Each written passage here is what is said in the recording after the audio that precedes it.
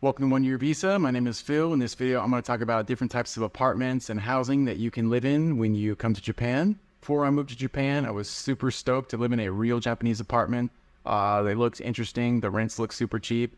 So that was my plan. It was much more difficult than I ever imagined, but I pulled it off. But there are easier ways to live in this country, for sure.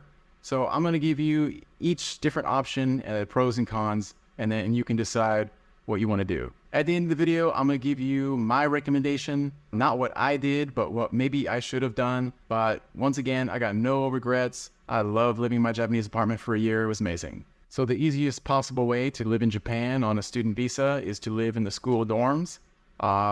You just pay the school, everything's set up, and they're not bad. You live with some random crazy people from different countries, could be great. Most of these dorms are going to be right next to the school. They're going to keep the rent like super low, and that's nice.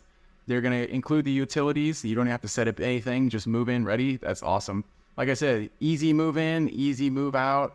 Really, it's not a bad option. Maybe the downside to living in the dorm, there's no car parking. So if you want to buy a car, maybe a little more difficult. Rooms could be small. Most dorms don't allow guests to sleep over, and you're going to share a bathroom and kitchen with obviously the other people living in the dorm.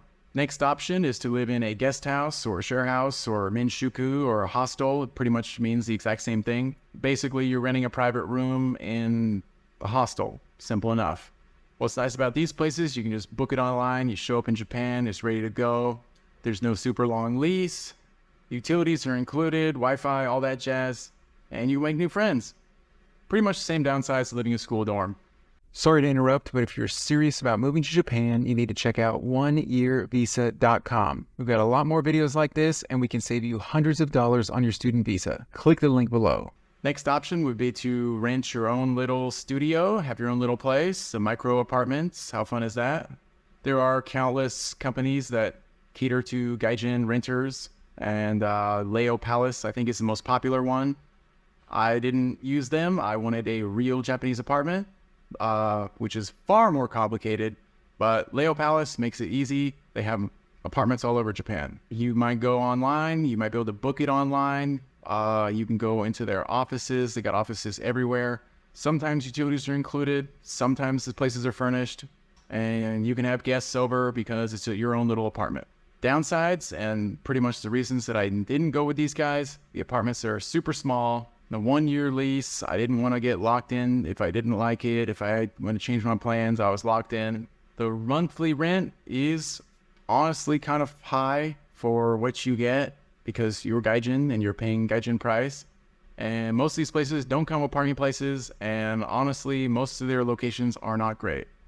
Which is why I wanted to get my own real Japanese apartment. Probably the most difficult thing I've ever done, but totally worth it.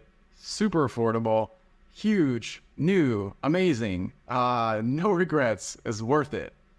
Rent was super cheap. Compared to America, it was like free. Parking place, I got a parking place so I could buy a car. Guests were okay, have women over, have friends over, nobody cares, my place. The rooms are big, and I actually got a 2-bedroom place for $700 a month, and I had a guest room so friends could visit me from America. It was amazing. The downsides are many. You need to sign a 2-year lease, and you will have to pay a lease breaking fee to get out of it because you're going to leave Japan before 2 years, most likely. I did. Place is totally unfurnished, and not only do you need to buy your own furnishings, you need to get them to the apartment. I bought a car, so it wasn't a big deal. You're going to need a translator to help you get this place. If somebody speaks Japanese, you're going to need money or a job in Japan to prove that you're a real person.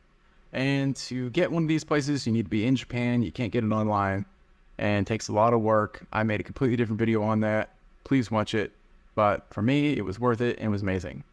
My final recommendation is that you just live in the school dorms, pay that cheap rent. It's all set up, ready to go when you move to Japan. And as soon as you get there, rent a parking place near your dorm, and then buy a little van, put it in that parking place. So you're getting that cheap rent all week long, and then on the weekends you got your little van and you can go on crazy fun van life adventures on the holidays. And after school is finished, you've got your little van and you could just take off for like a few months and drive around Japan, do van life, like full van life, because you have the van and you have the parking place and it's all set. Think about it. Thanks for watching. I'll see you in the next one.